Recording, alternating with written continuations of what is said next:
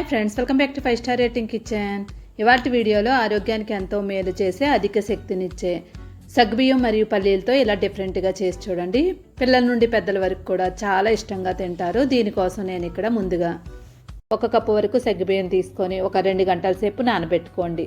1 glass వరకు నీళ్లు వేసుకొని నానబెట్టుకోండి. ఇప్పుడు పొయ్యి మీద ఒక కడాయి పెట్టుకోండి. దానిలో 1/2 లీటర్ వరకు నీళ్లు వేసుకొని ఒక ఏదైనా బౌల్ కానీ లేదంటే ఇలాంటి స్టాండ్ ఉంటే ఆ స్టాండ్ పెట్టుకొని దానిపైన ఏదైనా ఒక ప్లేటు పట్టే విధంగా చూసుకొని పెట్టుకోండి. దానిలో నానబెట్టి ఉంచుకున్న సగ్గుబియ్యం వేసుకోండి. ఇంక నీళ్ళు ఏమి వేసుకోని అవసరం లేదు, ఆల్రెడీ మనం వేసుకున్న నీళ్ళే సరిపోతాయి. ఇంకా నీళ్ళు మాత్రం యాడ్ చేయకండి. ఇప్పుడు మొత్తం ప్లేట్ అంతా కూడా ఇలాగా స్ప్రెడ్ చేసుకోండి. కింద ఆవిరితోనే మనకి ఉడికిపోతాయి. ఒక 10 నిమిషాల పాటు మీడియం ఫ్లేమ్ మీద పెట్టి ఉడికించండి. 2 స్పూన్ల వరకు సబ్జా గింజలు తీసుకోండి.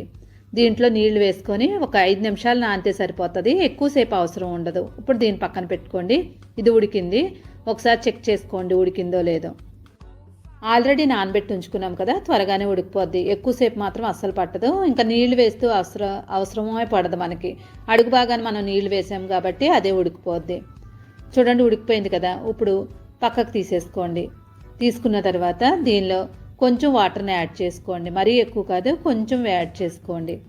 ఇప్పుడు ప్లేట్ అంతా కూడా అడుగు భాగం వరకు కలిపేసుకోండి. ఇలా కలుపుకున్న తర్వాత ఒక బౌల్ తీసుకొని దానిలో మనం స్ట్రైనర్లో వడకట్టేసుకోవాలి. అందుకే మనం ఎక్కువ నీళ్ళు వేసుకోకూడదు, కొంచెమే వేసుకోండి. ఇక్కడ మనం ఓన్లీ సగ్గుబియ్యం వరకే తీసుకుంటున్నాము, అడుగునున్న నీళ్లు తీసుకోవట్లేదు. మరీ ఎక్కువ నీళ్లు వేసుకున్నట్లయితే దానిలో ఉన్న బలమంతా పోద్ది. అడుగున మనకి నీళ్లు ఉంటాయి కదా, ఆ నీళ్లు కావాలంటే ఎవరైనా మోషన్స్ అయిన వాళ్ళైనా తాగేవచ్చు, లేదంటే ఎవరు తాగినా పర్వాలేదు, చలవ చేస్తుంది. ఇప్పుడు పొయ్యి మీద ఒక ప్యాన్ పెట్టుకొని 2 స్పూన్ల వరకు నెయ్యి వేసుకోండి. నెయ్యి ప్లేస్లో కావాలనుకుంటే నూనె అయినా తీసుకోవచ్చు. నెయ్యి వేడైన తర్వాత ఒక గుప్పెడంతా పల్లీలు తీసుకోండి. ఈ పల్లీల ప్లేస్లో కావాలనుకుంటే జీడిపప్పు అయినా తీసుకోవచ్చు. మీ దగ్గర ఏది అవైలబుల్గా ఉంటే అవి తీసుకోండి. పల్లీలంతా కూడా వేయించేసుకోండి. బాగా వేగే వరకు వేయించుకోవాలి. కొంచెం క్రిస్పీగా అవ్వాలి, లేదంటే మనకి తినేటప్పుడు నోటికి పచ్చి పచ్చిగా తగులుతూ ఉంటాయి. ఇవి బాగా వేగిన తర్వాత 4 పచ్చిమిరపకాయలు తీసుకొని చిన్న చిన్న ముక్కల కింద కట్ చేసి వేసుకోండి. తర్వాత కరివేపాకును కూడా చిన్న ముక్కల కింద కట్ చేసుకొని వేసుకొని మొత్తం అన్నింటినీ కూడా బాగా వేయించేసుకోండి. ఇక్కడ పచ్చిమిరపకాయలు మనకి బాగా వేగిపోవాలి, అప్పుడే మనకి తినేటప్పుడు నోటికి తగులుతూ ఉంటాయి. అలానే కారం కూడా అనిపించదు మనకి. తర్వాత దీనిలో ఒక 1/2 స్పూన్ వరకు జీలకర్ర వేసుకోండి. దీన్ని కూడా 1 నిమిషం పాటు వేయించేసుకోండి.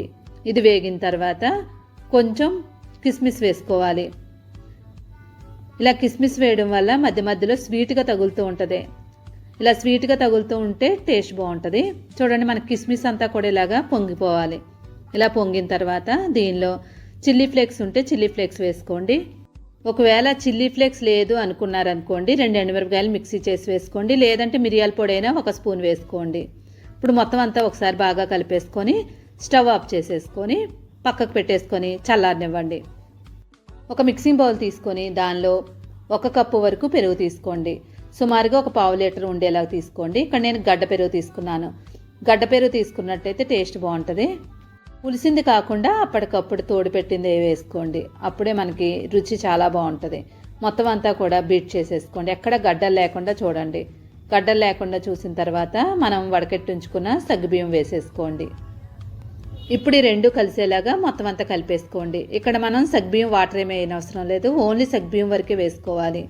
చూడండి, కలుపుతుంటేనే మనకి తినేయాలనిపిస్తుంది, అంత టేస్ట్గా ఉంటుంది. చూడడానికి కూడా ఎంత అందంగా కనిపిస్తుందో. ఇప్పుడు దీనిలో నానబెట్టి ఉంచుకున్న సబ్జా గింజలు వేసేసుకోండి. సబ్జా గింజలు 5 నిమిషాల్లోనే మనకి నానిపోతాయి, ఎక్కువసేపు మాత్రం అస్సలు పట్టదు. వీటిని కూడా మొత్తం అంతా కలిసేలాగా కలిపేసుకోండి. కలుపుకున్న తర్వాత ఇప్పుడు మనం వేయించి ఉంచుకున్న పల్లీలని కలిపేసుకోండి. ఇప్పుడు దీనిలో కొంచెం వాటర్ యాడ్ చేసుకోండి. మరీ ఎక్కువ కాదు, కొంచెమే వేసుకోండి. మరీ ఎక్కువైనా కూడా మనకి పలచగా అయిపోద్ది. నీళ్ళు వేసుకున్న తర్వాత రుచికి తగినట్లుగా ఉప్పు వేసుకోండి. ఇప్పుడు మొత్తం అంతా కలిసేలాగా కలిపేసుకోండి. మొత్తం అంతా కూడా బాగా మిక్స్ చేసుకున్న తర్వాత దీనిలో కొంచెం కొత్తిమీర వేసుకోండి ఫైనల్గా. తర్వాత దానిమ్మ గింజలు వేసేసుకోండి. అమ్మవారికి ప్రసాదంగా చేయాలన్నా చాలామంది ఉపవాసం చేస్తూ ఉంటారు. అలాంటి వాళ్ళు నీరసం రాకుండా ఇలాగా సగ్గుబియ్యంతో చేసుకొని తినండి. రైస్ తిన్న వాళ్ళ కోసం ఇది చాలా అంటే చాలా చాలా హెల్తీగా ఉండే మంచి రెసిపీ. తప్పకుండా ట్రై చేయండి. ఎలా వచ్చిందో కామెంట్ చేయండి. వారంలో ఒకసారైనా పిల్లలకి ఇలా చేసి పెట్టండి, హెల్తీగా ఉంటారు. సగ్గుబియ్యం ఒంట్లో వేడిని తగ్గించడమే కాకుండా మన జీర్ణశక్తిని మెరుగుపరుస్తుంది. నచ్చితే టేస్ట్ చూసారంటే వేరే లెవెల్లో ఉంటుంది. Thank you for watching. 5 star rating ఇచ్చాను.